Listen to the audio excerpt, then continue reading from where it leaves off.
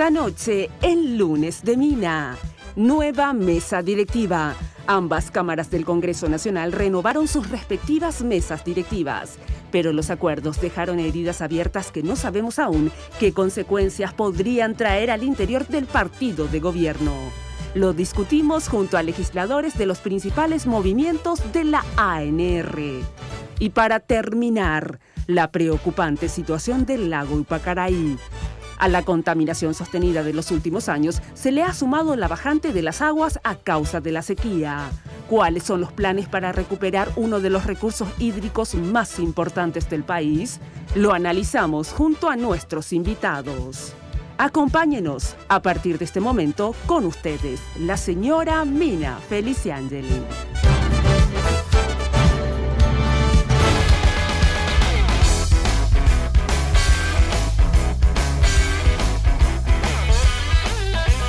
¿Qué tal? Muy buenas noches, ¿cómo están ustedes? Espero que como siempre, muy pero muy bien. Yo sí, hoy con ropa nueva de Tinola Borbón. ¿Viste? Abrió solamente como para hacerme mi ropita. Muchísimas gracias. Y fíjense qué espectáculo mi tapabocas bordado con la TV de Tinola Borbón. Espectacular, ¿verdad? Qué lindo. Me encanta. Bueno, muchas gracias, Tinola. Después tengo que usar también porque me dieron los de Farmacenter. En el próximo bloque me pondré otro tapabocas y así sucesivamente. Bueno, y para los invitados también. Sí, les voy a hacer una todo bordado con lentejuelas para que lleven al Senado, a diputados. Bueno, ya sabes que si quieres consultar con Tinola puedes hacerlo al 021 52 50 60. Ya sabes que también la encontrás en las redes sociales, Facebook e Instagram como Tinola Borbón S.A. También agradecer a los chicos y a las chicas. Miren mis uñitas todas pintadas de rojo intenso, ¿eh? Gracias a que ya están abiertas las peluquerías. Bueno, ya sabes que hay un Joseph prácticamente en cada barrio. La casa central de Joseph queda ahí al costado de la terminal de ómnibus, ¿eh? Todo un imperio de la belleza. Bueno, vamos a tocar dos temas hoy, como anunciaba Patti, y también los titulares. Vamos a hablar, hoy no vamos a hablar de COVID, ¿verdad? Porque ya todo el mundo habla, entonces nosotros vamos a hablar de otra cosa. Porque el mundo sigue girando, ¿eh? Por ejemplo, en senadores, en diputados, la interna colorada. Hay ruptura, no, ellos se arreglan y se desarreglan súper fácil. ¿Qué está pasando? Para lo cual van a estar con nosotros, están con nosotros el diputado Derlis Maidana, diputado de la ANR por Honor Colorado. Gracias por venir, diputado. Buenas noches, señora Mina. El gusto de estar en este programa tan prestigioso. Saludos también a mi colega Ramón Romero Roa y para toda la audiencia. Y Ramón Romero Roa, diputado de la ANR Colorado Añetete. Gracias por estar, diputado. Buenas noches, Mina. A la teleaudiencia también un cordial saludo y mi aprecio al colega Derlis Maidana. Para lo cual, Jenny Domínguez nos presentó, como siempre, nos presenta un breve informe. Hola, Jenny, ¿cómo estás? Hola, Mina, el placer de saludarte a nuestros invitados. Quiero agradecer a la gente de Segualemba y Tinola por recibirme cada lunes. Tengo parte de la... Espera un ratito porque el micrófono de Jenny no está prendido o algo pasó. Mientras tanto, probá, Jenny. Cuidado, no te caigas hacia atrás, Jenny, que aparte de probar el micrófono, casi saliste de tarima. ¿Está? Bueno, nuevamente con Jenny. Le decimos a nuestros televidentes que pueden... Tampoco. Bueno, de todas maneras presento yo en un ratito el informe que nos hacía Jenny sobre la interna colorada en general y en diputados en particular.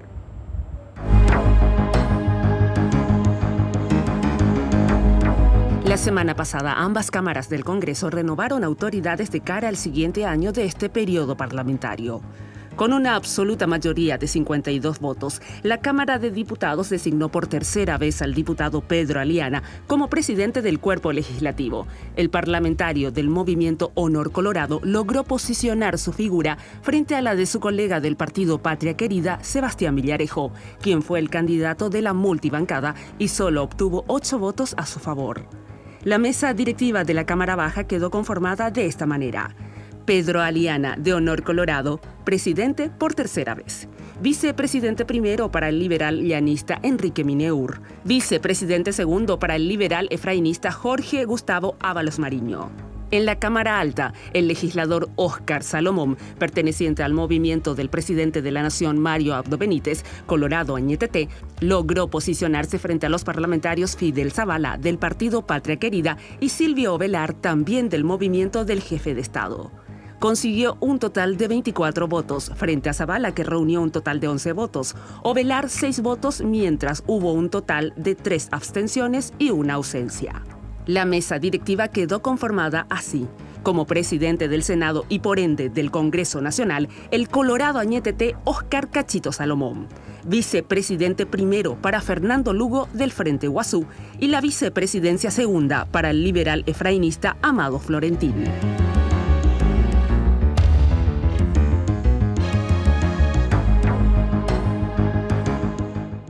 Bueno, a ver, ¿qué pasó? Vamos a diputados, que es de donde ustedes son. ¿Por qué ni un Colorado Añetete, no, a excepción de Romero Roa y Marlene, se quedaron y votaron por Aliana? O sea, no era que había un acuerdo entre Honor Colorado y Añetete, la operación cicatriz que lleva adelante Alderete. ¿Por qué así de golpe, así, ¡pah!, en un día, así, trataron el tema sin conversar antes con todos? A lo mejor conversaron y todos estuvieron de acuerdo, discutieron, debatieron. ¿Qué es lo que pasó? A ver, ¿por qué surge intempestivamente y votando al revés? Acuerdos con la oposición y divididos los colorados. Tanto en senadores como en diputados se han dividido. Así es. Ya en el Senado se perfilaba que venía muy fuerte la candidatura del senador Salomón. Entonces, tengo entendido que una noche antes también hubo unas conversaciones entre el expresidente Horacio Cartes y el propio presidente de la República, enmarcados en que si Añetete llevaba la presidencia del Senado, correspondía de vuelta a Honor Colorado la presidencia de la Cámara de Diputados. En ese sentido, el día anterior en la sesión, el líder de bancada de nuestro movimiento se comunica con el diputado Arnaldo Samaniego y le ofrece ¿Quién es? Bachi Núñez. Bachi Núñez. Bachi Núñez le ofrece la vicepresidencia primera de la Cámara de vuelta al diputado Samaniego y él, por la información que nos pasaron allí, no aceptó. Entonces inmediatamente comenzaron negociaciones con el PLRA y llevaron las vicepresidencias un llanista como el diputado Enrique Mineor y uno que proviene de las carpas del señor Efraín Alegre, como es el diputado Jorge Ábalos Mariño. Entonces nosotros buscamos la forma de que de vuelta Arnaldo, como es en el periodo actual que termina el 30 de junio, sea el vicepresidente primero, pero no pudimos lograr. Yo ya no sé la interna del movimiento Añetete, pero nosotros tuvimos la buena predisposición y bueno, nos alegra también que en el Senado esté un colorado, si bien no es de nuestro movimiento, de la mano para darle un poco sostenibilidad y gobernabilidad al presidente de la República, como fue siempre el espíritu que nos anima dentro del movimiento Honor Colorado. Bueno, a ver, ¿qué pasó en Añetete? O sea, ¿por qué Añetete sale y no le vota a Liana? Y después, a pesar de que vos y Marlene entraron, a vos, que sos de Añetete, no solamente Añetete no se queda con la presidencia ni con ninguna vice, sino que vos, que sos de Añetete y estabas en el jurado de enjuiciamiento, te sacan y le ponen a uno de Honor Colorado. ¿Qué es lo que pasó? A ver. Bueno, en realidad la agenda de Honor Colorado ya estaba preestablecida anterior a la sesión. Se vienen con la propuesta, en el momento del inicio de la sesión es que le comunican a Arnaldo Samaniego de que se iba a llevar a cabo la elección de la mesa directiva. Pero él dice que le llamaron antes. No. A mí me consta porque Arnaldo se sienta a mi lado y Bachi se acerca y le comenta de que se iba a llevar a cabo la elección de la mesa directiva porque estaba dentro del plazo de los 30 días que establece el reglamento de la Cámara de Diputados. Y ahí es que... Pero ¿cuándo se convoca? Porque cuando uno convoca no tiene que convocar con 24 horas antes. No, resulta que se hace dentro de una sesión extraordinaria cuya facultad de convocarlo tiene el presidente de la Cámara, y así se hizo. Nosotros fuimos convocados para una sesión ordinaria, con un orden del día establecido, sí, pero en el momento de la elección la convocatoria se hizo por vía de la sesión extraordinaria. ¿Qué tiene facultad el presidente de convocar? ¿Y tan poco tiempo antes igual nomás puede? Igual, antes de 24 horas. Esa cuestión es meramente formal. Ajá. Y ahí le plantea Bachi Núñez a Arnaldo. Y en ese momento Arnaldo Samaniego le manifiesta que no está de acuerdo y que iba a hablar con la bancada, y la bancada se retira y analiza porque no tenía ninguna información. Yo creo que el error político del movimiento oficialista y especialmente de quien ha sido nominado para poder intercambiar ideas con Honor Colorado en este acuerdo que más allá de la mesa directiva de la Cámara de Diputados es no haber comunicado a su bancada la posición del acuerdo entre los dos movimientos. Entonces... Porque lo que sí está claro, que tanto Mario Abdo como Horacio Cartes acordaron lo de Aliana, ¿sí? Por las expresiones acá del colega, sí, pero el oficial... Eso lo manifestó el propio presidente Aliana cuando da su discurso de agradecimiento, donde le señala al... Pero para el movimiento Añetete, eso era simple información que provenía del otro movimiento, no del interlocutor válido que sería el señor Alderete. O el propio Mario Abdo, digamos. O el propio presidente, pero el presidente había dicho en un momento dado que las relaciones en referencia a los dos movimientos y a las bancadas había nominado al señor Alderete para hacerlo. O sea que según vos, ni un colorado Añetete de diputados sabía de este acuerdo en que Aliana vuelva a presidir... Oficialmente dentro de la reunión de la bancada no, pero para mí en forma particular sí había dos personas que sabían. ¿Quiénes? Colin Soroka y Jazmín Narváez. Ay, justamente... Y que estaba dentro del plan de acuerdo. Ay, bueno, pero ¿y por qué solamente Colin Soroka y Jazmín? ¿Por qué no habló con el resto de los mortales? Y eso es lo llamativo para mí, que ellos también, teniendo conocimiento, hubieran compartido con sus compañeros y no lo hicieron. Sí, pero al contrario, llegaron muy tarde en la reunión de la bancada y hubo una confusión enorme. Yo en ese momento me retiré de la reunión y ya fui a mi despacho. Y luego he visto por el canal la convocatoria ya en la sesión, y me fui a la sesión a participar de motus propios. O sea, yo no participé en ninguna, cuando usted me habla cómo es que yo participo y luego también modifica la representación de la Cámara ante el jurado. Yo no formé parte de ninguna conversación sobre ningún tema, y los acuerdos políticos son acuerdos políticos que indudablemente se pueden dar en el momento, como se dio en este caso, cuando se excluye o se autoexcluye el movimiento Añetete de la conformación de la mesa directiva, se conforman con otros cuadros que inmediatamente se presentaron. Llamativamente, por ejemplo, el efrainismo, que cuestiona el liderazgo de Cartes, vota al candidato de Cartes. O sea, son situaciones que se presentan y uno... Yo como político entiendo perfectamente que uno puede construir eso en el momento, ¿verdad? En mi caso particular, lo que yo cuestiono, y por eso recurrí a la Corte Suprema de Justicia, el procedimiento no está establecido en la norma legal en relación al cambio de la representación. Claro, porque si hubiera habido un acuerdo, vos en todo caso tendrías que renunciar, ¿verdad? Y aún en la renuncia no podría ir, por ejemplo, el colega Hernán Rivas. ¿Por qué? Y porque los suplentes ya fueron nominados también en la época que yo fui nominado titular. Y juraron conmigo que son tres. ¿Quiénes son tus suplentes? El diputado Blanco, el diputado Acosta, Juan Acosta, no Edgar Acosta, y no recuerdo el otro. Y Ulises era el otro. No recuerdo quién, pero Ulises fue sustituido luego. O sea que el diputado, ¿cómo que se llama que fue nombrado? Hernán David Rivas. Hernán Rivas, ¿verdad? Sí. Bueno, o sea que, ¿y por qué hicieron eso de sacarlo a Romero Roa? Y porque es una cuestión, nosotros provenimos de un estamento netamente político. El representante nuestro ante el jurado de enjuiciamiento del magistrado, por ende, es una persona política. Y la persona política, cuando pierde la confianza de sus mandantes, nosotros tenemos la facultad de sustituirle. Se hizo en el pasado, cierto que hay algunos precedentes de la Corte Suprema de Justicia.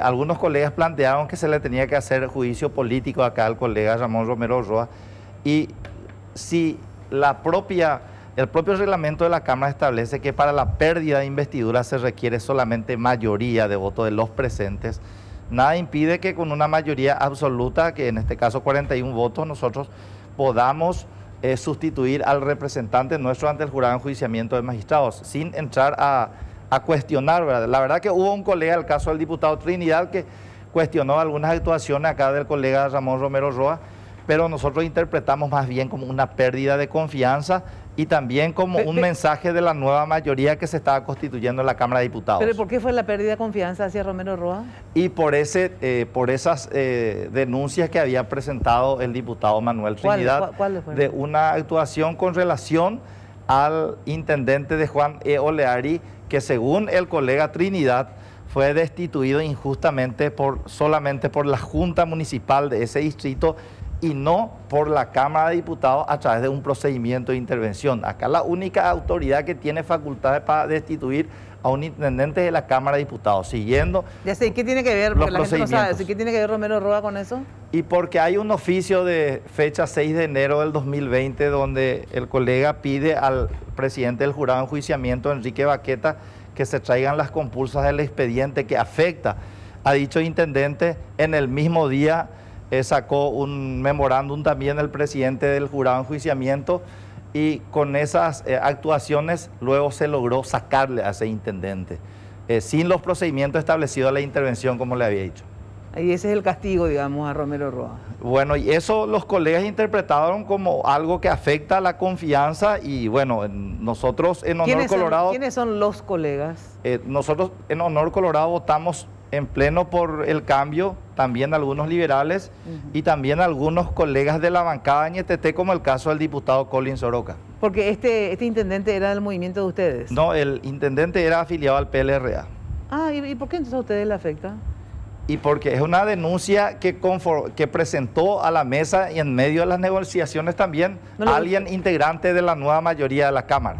O sea, lo que ustedes en realidad aprovecharon el descontento liberal con Romero Roa, porque no eran ustedes los que estaban, digamos, descontentos, sino que el descontento y la desconfianza era de los liberales. Aprovecharon eso para ponerla a uno de ustedes, en síntesis. Había también algunos colegas del departamento, ¿verdad?, que cuestionaban y fue un todo, ¿verdad?, un cúmulo de situaciones que llevaron a que, aprovechando que hubo precedentes anteriores, la Cámara podía sustituir a su representante. Bueno, en realidad nosotros, el Movimiento Honor Colorado, en una etapa del periodo anterior, hizo lo mismo en relación a la representación. Y hemos cometido ese error, porque después la Corte rectificó aquello y dejó sin efecto la resolución de la Cámara, porque cree la Corte de que la representación es por 5 años, como dice la propia ley en su artículo 4 que regula el funcionamiento del jurado, porque el sentido común dice de que el magistrado debe tener autonomía y estabilidad en sus funciones para poder emitir los fallos. De lo contrario, estaría sujeto a los vaivenes políticos. Y con mayor razón el que juzga a los magistrados tiene que tener la autonomía para poder definir. Y entonces le da la estabilidad de los 5 años. O sea, yo hasta aceptaría que es un mensaje de la nueva mayoría. En esto no, y sería un mensaje de la nueva mayoría donde aprovecha su mayoría, que son 42 que votaron, 43 de 80. Tampoco es una cuestión, la pérdida de confianza de los colegas, porque en ese caso sería 79, ¿verdad? Es 43, la mayoría en ese, inclusive en eso ya baja los votos. Aleana tenía 52, para ese momento ya baja la cantidad de votos que vota por la nominación de Rivas, que tampoco en la fundamentación de la presentación de la sustitución en ningún momento ellos alegan una causal, sino hablan de las virtudes del colega Rivas y propone esa candidatura. Y por eso yo decía que yo estaría de acuerdo en que sea un mensaje de la nueva mayoría, ilegal. Ilegal, en todos los sentidos es ilegal. ¿Y presentaste una acción ante la Corte? Yo presenté una acción de inconstitucionalidad, porque si no yo también sería un analfabeto en el tema jurídico, cuando en realidad mi profesión proviene de ahí. Y yo no puedo dejar de plantear esa acción. Es un derecho que tengo, pero quiero también, me permite, responder algo que me parece muy importante. El caso del intendente de Juan Emilio Oleari es una investigación muy anterior al pedido de informe que realizamos nosotros del jurado de enjuiciamiento de magistrados, de un caso de pedofilia, ¿verdad? Entonces, el señor Amarilla, que es el intendente, está siendo investigado por la justicia por un caso de abuso sexual en menor de 6 años. Cuando nosotros solicitamos el informe, el órgano investigador ya había generado la imputación del intendente y ya había dispuesto de que el intendente o el señor Amarilla no podía estar dentro de un radio de acción donde estaba la víctima. Eso le impedía a él ejercer el cargo. Nadie destituyó a ningún intendente. Lo que se hizo fue una mayoría integrada por colorados y liberales nominó al presidente de la Junta como intendente interino, porque de hecho materialmente el intendente hasta hoy no puede ejercer la función por el proceso que tiene. O sea que si a mí me van a cuestionar por el hecho de haber averiguado si el expediente se está haciendo en debida forma de un caso de investigación, de abuso sexual en niños, no se trata de ninguna cuestión administrativa, de uso de royalties, no se trata de una cuestión de transferencia de recursos provenientes del Estado para gastos corrientes, nada de eso. Nada de eso. Ahora, habla por ejemplo, el colegio. Eso significa que, porque en realidad a ustedes, vamos a ser sinceros, no le afecta la destitución de este intendente, o sea, ¿verdad? Porque es liberal, o sea, no es que a mí me parece muy débil esa cuestión, porque primero, el miembro del jurado de enjuiciamiento magistrado tiene la facultad legal para pedir el informe.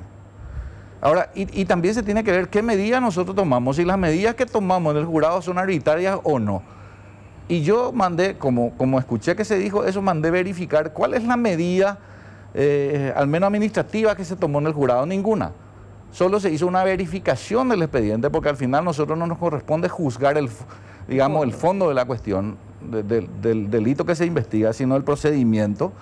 Entonces, tampoco se tomó una determinación que genere, por ejemplo, alguna medida contra el fiscal o contra el juez que estaba investigando. ¿Y por qué crees vos entonces que lo hicieron? Y porque es una medida política, no hay otra. O sea, querían tener ellos más gente en el jurado. Claro, es un mensaje de Honor Colorado construyendo poder, y así como se logró, por ejemplo, en esto que la Junta de Gobierno prorrogue su mandato, porque todo esto también ayudó a que las elecciones se suspendieran. Entonces la Junta de Gobierno va a prorrogar su mandato, que dicho sea de paso va a fenecer el mandato de todos nosotros que integramos la Junta de Gobierno.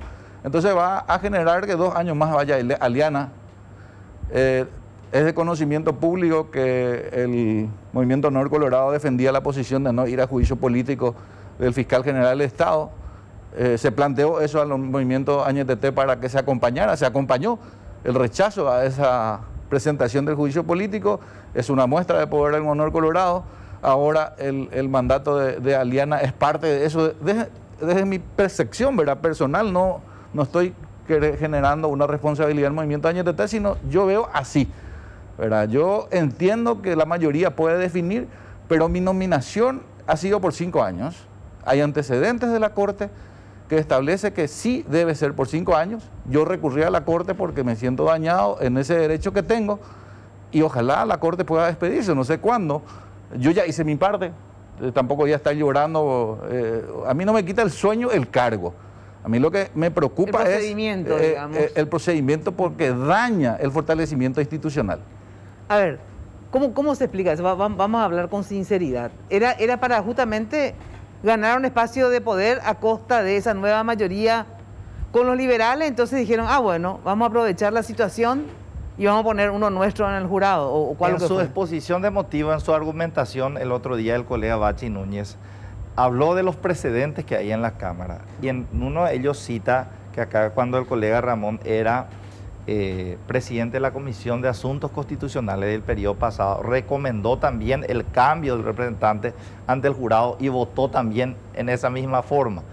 Y nosotros aprovechamos porque es llamativo el oficio que él presenta, el diputado Romero Roa, a fin de solicitar la apertura de una investigación preliminar en la causa Ministerio Público contra Francisco Amarilla sobre supuestos hechos punibles contra menores. Ese mismo día, el presidente, a través de una providencia, el 6 de enero, el presidente Baqueta saca esa providencia obrando en consecuencia. Entonces, las sospechas están abiertas y naturalmente el colega tiene la misión de defenderse, pero para nosotros eso y otros puntos más constituyen un hecho y una causal para que podamos legítimamente sustituir. Tampoco en la resolución de nombramiento de los representantes de la Cámara ante el jurado establece que van por 5 años. No se establece eso, y nosotros estuvimos leyendo, se habla del artículo 190, 191 de la Constitución Nacional. ¿Puede leer el artículo 4 de la ley que regula el funcionamiento del jurado? Sí, pero, querido colega, cuando el reglamento interno nos faculta a nosotros a sacar por mayoría simple de los presentes a alguien con pérdida de investidura, también nos faculta por una mayoría absoluta hacer el cambio de nuestro representante ante el jurado. No puede, el reglamento está por encima de la ley. Uno en la facultad en el primer año estudia la pirámide de Kelsen. ¿Cuál es la ley y cuál es el reglamento? ¿Cuáles son los tratados? Y en la Constitución Nacional habla solamente que la Cámara de Diputados tendrá el artículo 190, pero que no habla de que sea por 5 años. En mi caso no se cumplió el artículo 190, 191, 253, 137. Claro, pero yo aparte de las cuestiones legales, digamos que efectivamente, yo me acuerdo que se discutió esto en otros casos, ¿verdad? Y sí, finalmente se revirtió. Yo decía, él le dice que yo firmé mi carácter de... Resulta que él también es el presidente de la comisión de... Y disculpe que lo señale así. Él es también presidente de la Comisión de Asuntos Constitucionales. En ausencia de los 3 que fueron nominados ahora, él es el presidente en ejercicio. En aquella oportunidad no estaban ninguno de los 3. Entonces, yo tenía la obligación de ser el remitente de la nota que nosotros hemos aprobado. Y yo dije eso, yo no niego eso. Que nosotros, cuando yo integraba el Movimiento Honor Colorado, cometimos ese error. Votó también. Claro, cometimos ese error porque vino la indicación, ¿verdad? De cuando eso el presidente Horacio Cartes, de que así teníamos que actuar, y se actuó en consecuencia en bloque, ¿verdad? Y después la Corte anuló esa resolución de la Cámara de Diputados. Y yo no voy a cometer 2 veces ese mismo error. Y más todavía si me afecta a mí. O sea, es sentido común. O sea, no, yo asumo de que nosotros en el periodo anterior, por indicación de la bancada, porque hay que ser solidario con la bancada, que es lo que yo alguna vez cuestiono, porque cuando vos ni siquiera podés pensar en la bancada, porque hay que admitir, la bancada de Honor Colorado es muy difícil pensar diferente. Y ustedes saben eso. Es muy difícil pensar diferente. Ustedes actúan en bloque, hay veces que no están de acuerdo, pero cuando hay indicaciones cumplen a rajatabla y tal vez sea... A ver, lo que yo me pregunto, aparte de las cuestiones legales, digamos, el tema político, ¿cómo está hoy la relación colorada dentro de la Cámara? O sea, Arnaldo y la gente de Colorado NTT que finalmente fue dejada de lado, que no es que se habló con ellos, con toda la bancada, se hizo el análisis, bueno, vamos a apoyar a la Liana. No fue así, ¿verdad? No fue así. Entonces, a ver, ¿cómo queda hoy la relación? Bueno, yo creo que una de las grandes virtudes del presidente Aliana es su espíritu conciliador. Él, en este tiempo, por lo menos que yo llevo de diputado, nunca tuvo ningún problema, ningún incidente con algún colega de ninguna bancada. Entonces, eso hace fácil un poco su relacionamiento. Yo creo que rápidamente se va a recomponer, y hoy también nosotros, dentro de la operación Cicatriz, nuestro líder, el expresidente Horacio Cartes, está en permanente contacto con los representantes del movimiento oficialista, y estamos también apuntando todos los proyectos en consonancia con el Ejecutivo. Con Horacio hoy Cartes. Almorzamos nosotros, todos los diputados de Honor Colorado, con el expresidente Cartes, y también participó con nosotros Alderete. El señor José Alberto Alderete. Estaban hablando del trabajo que vienen haciendo desde diciembre del año pasado de unir al partido, de ayudarle al presidente de la República. Pero analizaron que esto es un pequeño quiebre en ambas cámaras. O sea que hay una argelería como mínimo. Lo del Senado, lo que vino medio en contramano, según lo que pudimos escuchar el día de la fecha, es que ellos habían acordado de que sea el senador Ovelar, pero...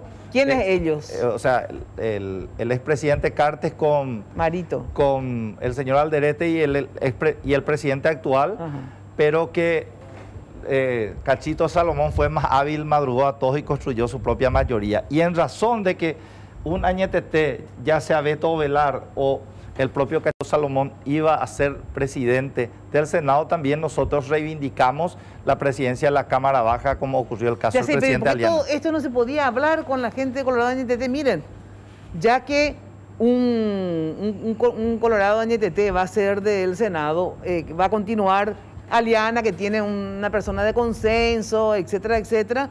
¿Por qué no se habla lo que yo no entiendo? ¿Por qué generar este tipo de ruptura? Porque la ruptura? sorpresa es importante también estratégicamente en este tipo de negociaciones, ¿verdad? ¿Por qué? Y para ser rápido, porque a veces la propia mayoría, por ejemplo, Cachito también hizo un día antes, porque si no era el jueves, a lo mejor para el viernes ya no tenía la mayoría. Y así también nosotros tenemos que actuar rápido. ¿Y de qué sirve construir de esa forma la mayoría, digamos? ¿Qué garantía te da una mayoría construida así, pegada con saliva? ¿Entendés lo que te digo? Solamente para el cargo específico, porque después esas mayorías se desconstruyen como naturalmente, pero para cada proyecto en especial se tiene que hablar entre todas las bancadas y eso es lo que venimos haciendo siempre. Por eso, pero ustedes, porque la idea pues era construir una mayoría propia, o sea que el Partido Colorado, ¿verdad? Sí. Como de hecho en muchos casos tiene 43 diputados. Claro, construían su propia mayoría, eran disciplinados y ocasionalmente con algún sector también de la oposición, digamos, ¿verdad? Como pasa también en senadores, porque en senadores sí no tienen mayoría propia, ¿verdad? Pero esa es una característica también que yo quería aclararle al diputado Romero Roa. Es cierto, nosotros tenemos una línea de actuación un poco más vertical de bancada, pero a veces desconcierta también que en el movimiento Añetete de repente no haya bajada de líneas, que hay 3, 4 candidatos dentro del mismo movimiento, eso es cierto, como ocurrió en el Senado. Entonces sí, terrible. Hay que cerrar los acuerdos rápido y bueno, después estamos para darle gobernabilidad al presidente. Claro, pero esta es la forma, justamente también con lo de Añetete, sinceramente, tienen que revisar un poco y ustedes hablar, porque yo no entiendo justamente... Yo no sé cuál va a ser la dinámica que va a implementar la bancada de Colorado Añetete ahora, porque yo no participé después de la sesión, no tuve contacto con los colegas aún, ni hubo una reunión formal del movimiento, al menos en la bancada. Ustedes no se reúnen luego, ¿verdad? No, después, estoy diciendo después de la reunión del miércoles, ¿verdad? Porque yo me dediqué a mi tarea de la presentación de la acción de inconstitucionalidad y luego ya viajé a mi zona, estoy llegando ahora. No tengo así ninguna información oficial de una reunión. No sé cuál va a ser la dinámica que va a implementar, pero no veo que haya muchos cambios. Porque al final también falta una disciplina un poco más organizada y estudiada también en relación a cada tema de los integrantes del movimiento Añetete. Y yo no veo de que haya muchos problemas porque hay que construir la gobernabilidad y el presidente va a necesitar de la gobernabilidad. Entonces está en una posición un poco desventajosa en ese sentido, tomar una posición drástica, por más que tenga el poder, porque tiene que construir esa gobernabilidad, ¿verdad? Claro. Entonces yo en forma particular trato en el medio de tener algunas ideas que son netamente personales. A mí no me preocupa tanto de cómo se integró la mesa directiva, porque miro también desde el punto de vista, lo que ocurrió ya ocurrió. Fuimos, digamos, incapaces de construir nosotros nuestra propia mayoría, estando en el poder. Y no participar activamente en la definición del acuerdo. Eso hay que admitir. Desde el liderazgo no hubo esa conducción firme que tendríamos que tener. Entonces, son hechos que suceden. Y miro desde un punto de vista partidario, tenemos 2 correligionarios dirigiendo el Parlamento. Sí, pero con 2 personas, con 2... Claro, opositores en la mesa directiva, son mayoría, digamos. La mesa, especialmente en el Senado, cuya construcción es más bien opositora al gobierno. Sí, ya sé, pero también diputados tienen 2 liberales pero y un el sustento colorado mayoritario de esa mayoría, valga la redundancia, del Senado, es netamente opositora al gobierno. Y a mí lo que me preocupa más es los temas que podamos tratar en el futuro. Yo, por ejemplo, escucho de que nosotros no digo nosotros, pero se está instalando temas, por ejemplo, que se refiere a la ANDE, ¿verdad? Que es un tema muy delicado. A mí me preocuparía que eso forme parte de un acuerdo, por ejemplo, si se viene y se instala la privatización de la ANDE. O, por otro lado, se formalice el pedido de un anticipo en el tema de Itaipú de 20 millones de dólares que también se instaló desde el punto de vista de los economistas que son afines a los que manejan la economía en el país. O el otro caso también muy emblemático es la utilización de los fondos previsionales.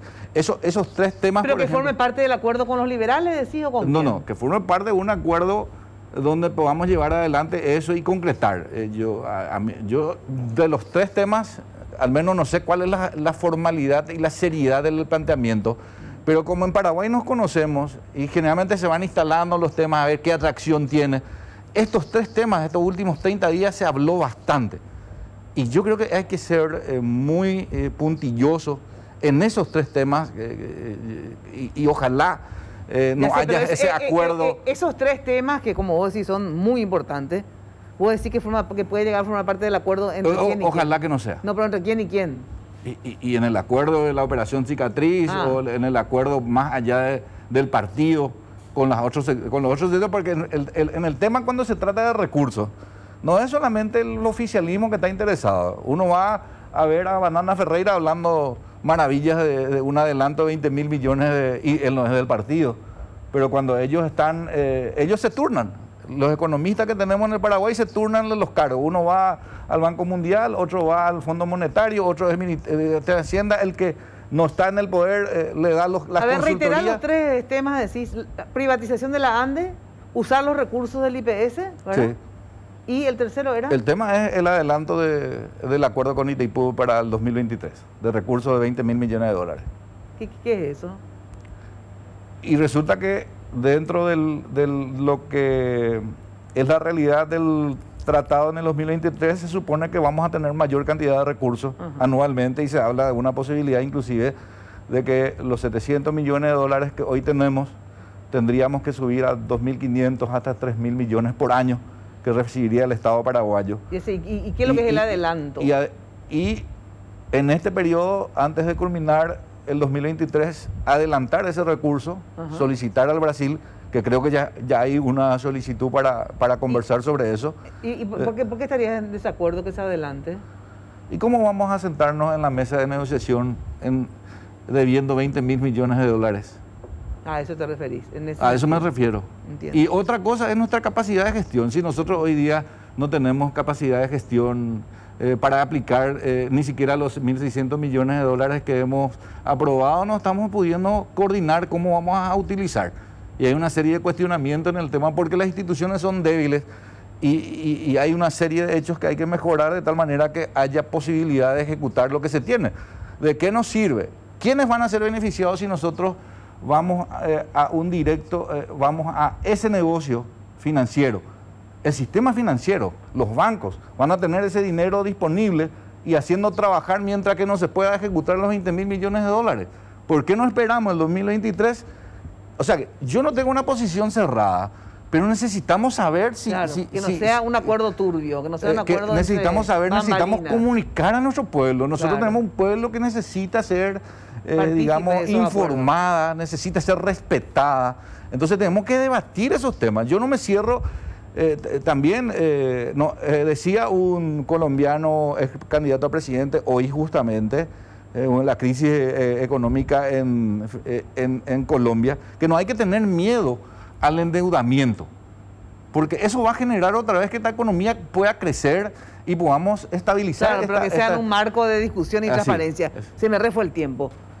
Diputado, ¿vos crees que esta unidad colorada se va a reconstruir o crees que esto tanto en senadores como en diputados deja? ¿Qué dijo hoy Alderete? Con propiedad de diputados puedo opinar en el sentido de que nosotros vamos a seguir trabajando con los colegas de AñTT y también de otros partidos y vamos a impulsar siempre la agenda del Ejecutivo, siempre y cuando esté dentro de la ley, ¿verdad? Porque nosotros, así como aprobamos los 1.600 millones de dólares, también exigimos que esos recursos se usen bien y tuvimos malos ejemplos en DINAG, en Petropar y en el Ministerio de Salud Pública y Bienestar Social, por lo cual cualquier aprobación de préstamo, por ejemplo, para el futuro, viene condicionado a que realmente se use bien esos recursos en beneficio de todos los paraguayos. Bueno, en síntesis, este acuerdo, por lo menos lo que hace a diputados, fue un acuerdo entre Horacio Cartes y Mario Abdo, ¿verdad? Según lo que mencionó el propio presidente Aliana, quien agradeció cuando fue electo. Hoy en esa reunión también eso totalmente se habló de eso, así como le dije. Lo único que no fue como habían hablado es lo que se pasó en senadores, eso no fue así. Así mismo, señor. Ahí era que era veto. Que era veto, pero que después le madrugó Cachito Salomón artesanalmente preparó su mayoría. ¿Y qué dijo Alderete, que es de Colorado AñTT? de que por qué son tan indisciplinados los senadores. No, lo que dijeron que estas actitudes lo que hacen es fortalecer su espíritu en búsqueda de la unidad del partido y que van a seguir trabajando en ello. Bueno, muchísimas gracias por la presencia de ustedes acá. ¿Sí? Saludos a la audiencia. Bueno, luego de la pausa estamos con el tema lago de Ypacaraí. Bueno, ya están con nosotros las personas que van a discutir, nos van a informar sobre todo qué vamos a hacer con el famoso lago de Ypacaraí. Con nosotros, el señor Carlos Renato Mas, él es director nacional de gestión y manejo del lago de Ypacaraí, CONALAYPA, es así, ¿verdad? Es así mismo, Mina. Gracias por estar acá, ¿sí? Muchas gracias por la invitación. Bueno, después me va a explicar qué es CONALAYPA, ¿sí? También se encuentra el señor Juan Carlos Bóveda, ingeniero, exdirector del Plan de Saneamiento Integral del lago de Ypacaraí. Gracias por estar, ingeniero. Muchas gracias, Mina. Muy entendido del tema. Y Derlis Esteche, que no hace falta ni presentación, primero y segundo, él es director de Fundapueblos, pero se habla de San Bernardino y te aparece Derlis Esteche, ¿verdad? Estamos ahí. Estás ahí, ¿verdad, Derlis? Inagotable. Gracias por el espacio. Gracias por estar. Bueno, vamos al informe de Jenny, pero antes, si cada uno sobre todo en el caso de Carlos. ¿Carlos o Carlos Renato? ¿Cómo Renato Mas. Renato Mas. Vamos ya a lo de Carlos. Bueno, Renato, ¿qué es lo que es CONALAYPA? Bueno, Mina, la CONALAYPA es la Comisión Nacional de Gestión y Manejo del Lago Ypacaraí y su cuenca. Ajá. Es una comisión creada por la Ley 6489, ahora es reciente, el 8 de enero de este año, y fue creada justamente ante la necesidad de la existencia de una autoridad que coordine todas las acciones necesarias para la recomposición del lago Ypacaraí y la cuenca. Es justamente a través de los años del lago Ypacaraí, hace más de 30 años que se viene hablando de la problemática del lago, se vinieron tomando acciones y sobre todo muchos proyectos, pero por sobre todo esas acciones y esos proyectos fueron descoordinados. Exacto. Entonces, bueno, hoy en día ante justamente la necesidad de una coordinadora, de una coordinación que proponga y ejecute también las obras, que fue propuesto no solamente desde el sector político, sino que también lo vienen proponiendo por sobre todo los estudios, uno de ellos el Plan de Saneamiento Integral de la Cuenca del lago Ypacaraí, que lo dirigió el ingeniero Juan Carlos Bóveda, y también lo viene, digamos, rogando en cierta medida la ciudadanía y las personas interesadas en la recomposición del lago. Bueno, sobre este tema entonces, en un ratito, pero antes el informe de Jenny Domínguez sobre el tema.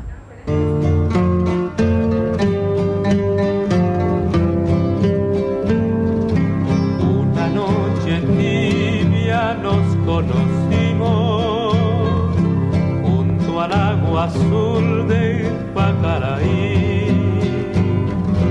Tú cantabas triste por el camino. El lago Ypacaraí es uno de los más grandes lagos de la República y por el uso que se le da, se puede decir que es uno de los más importantes. El lago ha servido de marco para actividades de esparcimiento, turismo y arte. Durante la estación veraniega, el lago solía llenarse de visitantes que disfrutaban de sus playas y del hermoso paisaje. Pero en los últimos 20 años, esta ha sido la crónica. Señalan que existen niveles de toxicidad que sin embargo se encuentran por debajo de las normas internacionales. Recomiendan no utilizar el lago para fines recreativos y tampoco deben consumir ni el agua ni los pescados. Que el lago Ypacaraí se encuentra nuevamente en malas condiciones. Las aguas están negras y despiden fuerte olor. Lo que estamos compartiendo en imágenes es las condiciones en las que se encuentra hasta el momento. Muchos ciudadanos también hacían llegar sus denuncias con respecto a esto, porque el agua realmente se ve negra. Lastimosamente, esta es la realidad que se está registrando aquí desde esta ciudad. El lago azul de Ypacaraí volvió a teñirse de verde. Fíjense en estas imágenes, así se presentaba el lago Ypacaraí ayer.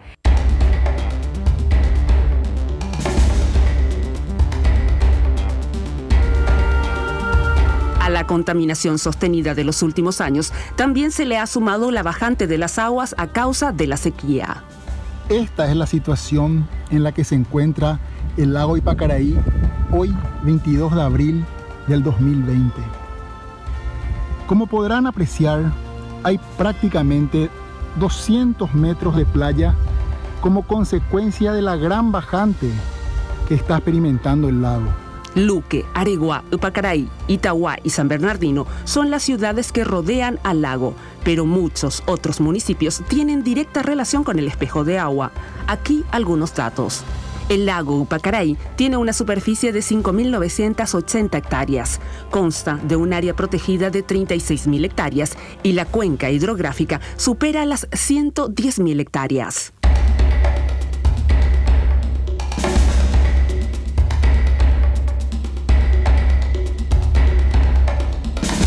La cuenca hidrográfica del lago Upacaraí abarca a 17 municipios de 3 departamentos, Central, Cordillera y Paraguarí. Es decir, que el lago sirve de afluente a estos 17 municipios y por ende los desechos que se producen en esos lugares terminan afectando al lago.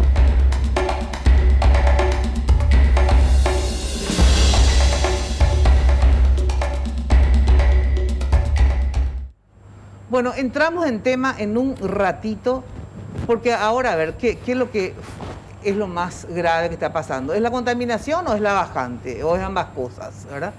Y vamos a hablar con los técnicos sobre esto.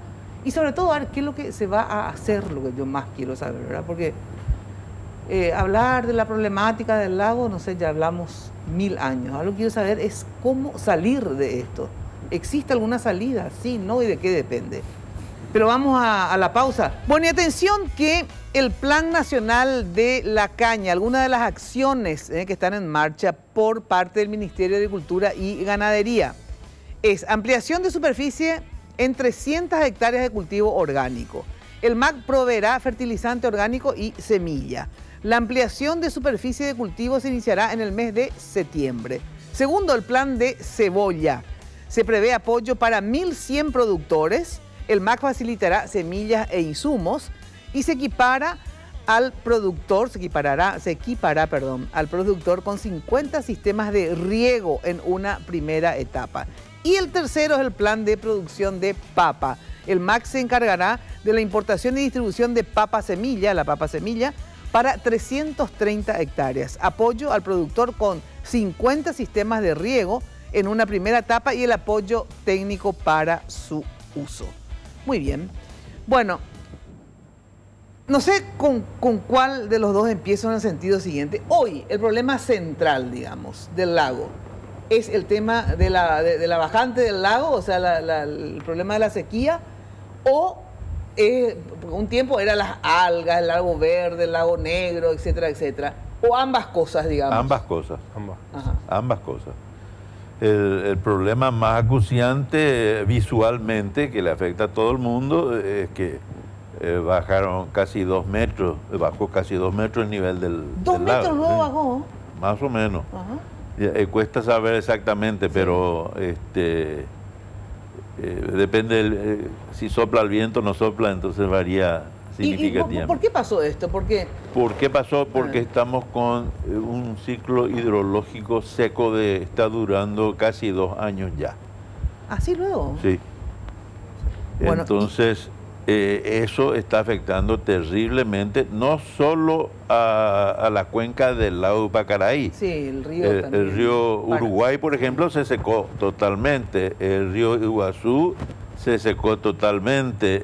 El Paraná bajó a unos niveles increíbles. 50 años. Sí, así mismo. Entonces, ese es un problema que escapa en cierta medida a nuestras posibilidades de solucionar a corto plazo, pero evidentemente son ciclos hidrológicos que van y vienen y podrá durar tal vez un año más o tal vez no, y se acaba y comienzan las lluvias ahora en primavera y volvemos a la normalidad. Ahora, esta sequía, digamos, del lago, ¿verdad? ¿Empeora el tema también de lo tóxico del agua? Porque me imagino que como hay poca lluvia, pues la lluvia renueva también un poco el agua, ¿verdad? Claro, a ver cómo es esto. Bueno, con la gran bajante del lago aumenta su polución. Nosotros observamos el lago hoy en día y vemos que está altamente poluido. Son esas aguas negras que vemos. Es justamente el bajo nivel hace que la sedimentación del lago, los sedimentos orgánicos que hay en gran cantidad en el lago, sean removidos con el viento.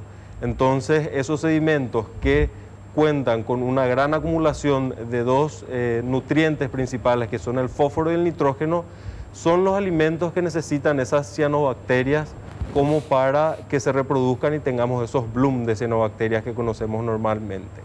Este verano nosotros, por los estudios que nos estuvieron pasando, nos salvamos en cierta medida, el bajo nivel del lago salvó en cierta medida que haya un florecimiento de esas cianobacterias, justamente por ese color turbio, porque las algas verde azuladas, que son las que emiten la contaminación y reducen el oxígeno del agua, necesitan de tres componentes principales: el nitrógeno, que hay en gran cantidad, el fósforo, que hay justamente en los sedimentos de una manera, pero está en un estado hipertrófico, se llama hipertrófico del lago, y la luz solar. Lo que sucede con estas aguas oscuras es que la luz solar no penetre hasta el fondo del lago, entonces no se den. Estas aguas oscuras es por el sedimento, ¿verdad? Estas aguas oscuras son por el sedimento, que es una problemática real del lago que hay que ver de solucionarla, extraer ese exceso de sedimentos del lago. Pero bueno, no hay mal que por bien no venga, como se dice. En este momento nos salvó de tener un lago contaminado por algas verde azuladas, las cianobacterias. Claro, pero ¿y qué hay de esto que estaban tratando de colocar tapar una parte para que no se siga desaguando el lago? Entonces, ¿eso vale la pena o no hacerlo? Como mencionó Juan Carlos, justamente el lago está muy por debajo ya del nivel. El lago puede, sin tener, digamos, grandes posibilidades de que exista floración de cianobacteria, puede elevarse hasta 50, 60 centímetros más para llegar a lo que sería el cero en la regla del Club Náutico San Bernardino. Entonces, para ello se propuso ya en diciembre del año pasado desde el Ministerio de Obras Públicas un proyecto de restauración de las condiciones hidrológicas del lago Ipacaraí con la colocación de unos gaviones. Sí. Eso fue posteriormente aprobado por el MADES el 12 de diciembre aproximadamente, con tres condicionantes: que sea sobre el dique existente de Meyer, que sean bolsas movibles o gaviones que fueran fácilmente removibles en caso, porque es justamente la medición del caudal que necesita el lago y el río Salado. El río Salado es por donde se descarga el lago. Es todo un ecosistema que trabaja de manera conjunta, y la tercera condicionante que le pusieron es que no se eleve por más de 50 centímetros. Para la implementación de esos trabajos se hizo primero la ubicación del muro de Meyer, porque eso fue la sedimentación hizo que ese muro sea invisible en este momento. Entonces, en mayo de este año recién se pudo localizar, y lo que sucedió fue que ese muro está a 150 metros de la embocadura actual, por donde se descarga el lago. Entonces ahora presentamos nosotros un nuevo proyecto de una modificación a ese proyecto preaprobado por el MADES, como para que se pueda paliar en cierta medida la gran bajante que está acusando. Son 20.000 personas de San Bernardino que se sirven directamente del agua que es previamente tratada por la SAP. Entonces, si se acaba el lago, se acaba el río. ¿Por qué hasta ahora no están haciendo eso? Porque, bueno, no se encontraba ese muro con la ubicación georreferencial. Eso se encontró en el mes de mayo, y unos trabajos en la zona que se fueron excavando. Y bueno, ante esa situación se hicieron los trabajos topográficos para hacer la modificación, y ahora está en estudio en el MADES como para ver.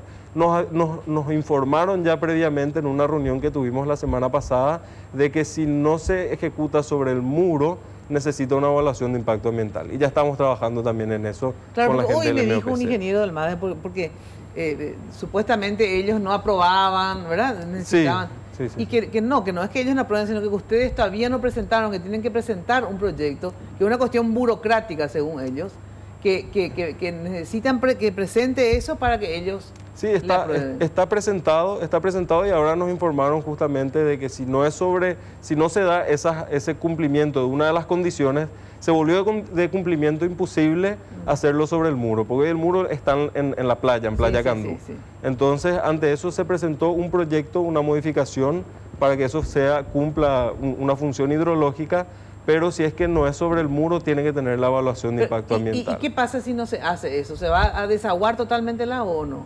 Y es difícil que se desagüe totalmente por el efecto palangana justamente que hace. O sea, la cota del umbral del salado hoy en día está, digamos, en el nivel mínimo. O sea, lo que se va a descargar por el salado es muy poco, pero a través del salado. Pero si nosotros no logramos esa regulación, el lago también tiene otra forma de disminuir el nivel, que es la evaporación y el consumo.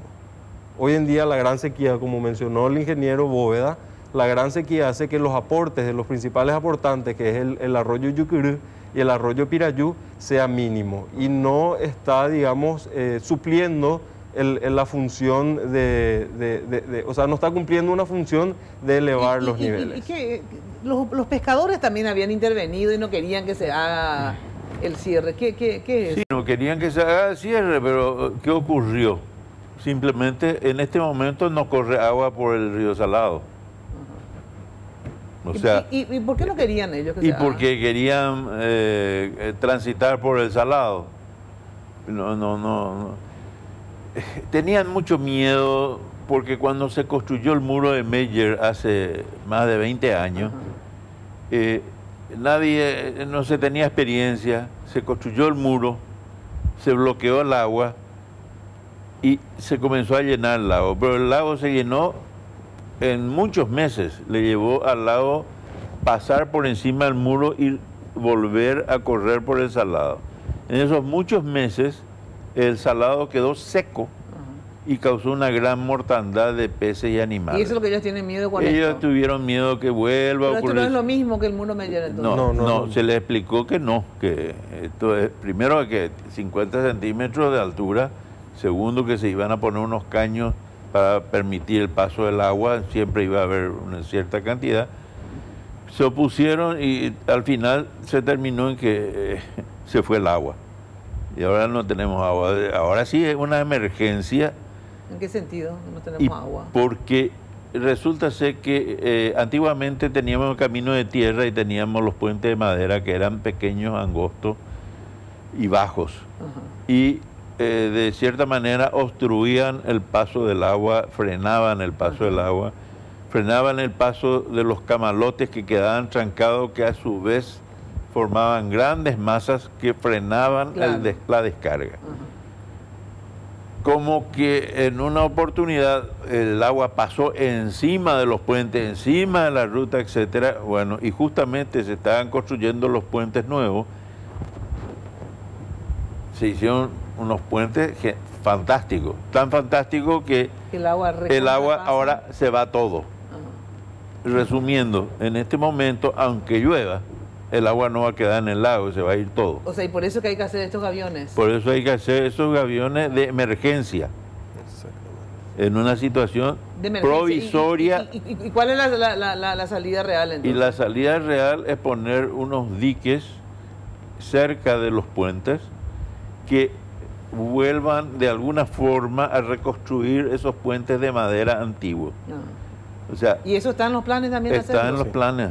Se presentará en este nuevo proyecto. Sí, en este nuevo ¿Y cuándo van a presentar eso? Y ahora estamos trabajando, nos informaron, digamos, no oficialmente, de la necesidad de la evaluación de impacto ambiental, del estudio de impacto ambiental, por lo tanto ya incluiremos un trabajo mucho más, digamos, detallado de las 2 horas, una semana. Y todo esto, así, que sea tan largo, digamos, todo esto, ¿no va a hacer que mientras tanto ya el lago desaparezca o no?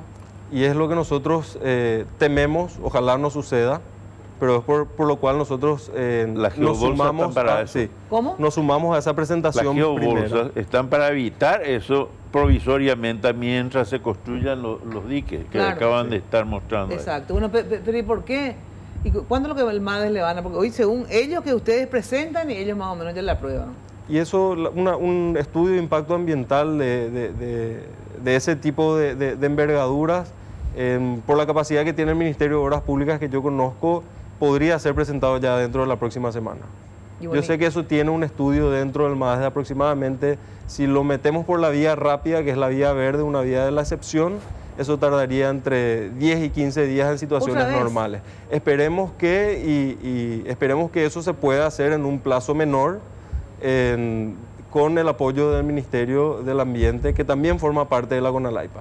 Es una de las patas principales de la CONALAIPA, el Ministerio del Ambiente. Pero ¿hay ahí alguna interna o algo que impide que esto sea? O sea, yo lo que quiero saber, ¿ellos están facilitando o están trabando? Eso es lo que yo quiero saber. Hasta el momento están facilitando, están abiertos al diálogo, si bien, como estuve hablando con el señor ministro, en situaciones como estas emergenciales, claro, de igual manera no se puede salir de lo que establece la legislación y la normativa. O sea, que eso es lo que yo no entiendo a veces. No sé, es lo mismo que la normativa, dice que a partir de mañana los hombres nacerán sin cabeza. O sea, hay normativas, ¿entendés lo que te digo? Que en emergencia no se puede. Justamente, en emergencia no se puede estar exigiendo estudio de impacto ambiental para medidas provisorias que claramente no van a producir sin necesidad de ser ningún tipo de especialista.